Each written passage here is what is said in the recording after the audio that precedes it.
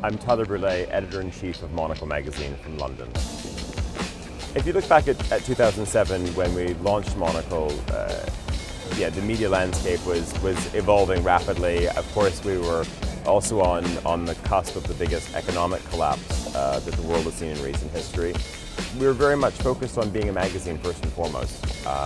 And so, our strategy called for, putting out a title which was, collectible that people wanted to hold on to.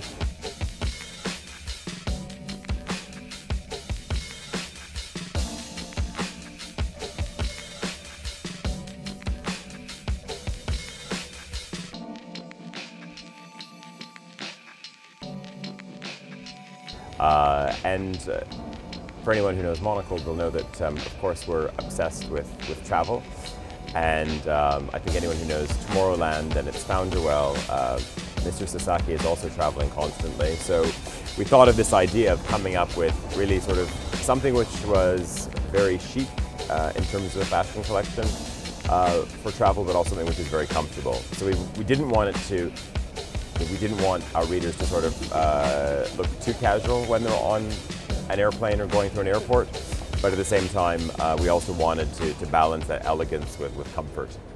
I was always attracted to storytelling. You can probably talk to my parents. I was always interested in writing and creative writing. It was always one of the most important subjects for me at school.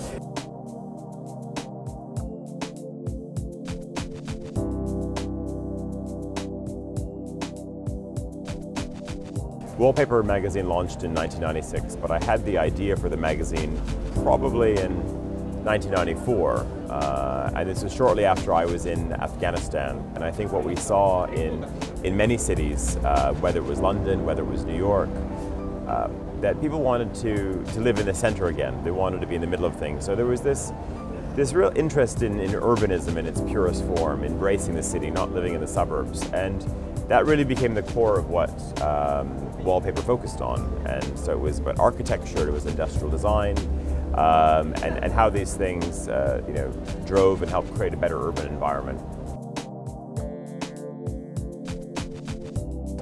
In fact, we want to do stories that other media aren't doing. And I'm not saying that's always a measure of how we approach things, but I think after almost 4 years of publication, people come to our magazine because we're doing things differently, because you can't find it anywhere else. And that has to be our unique selling point.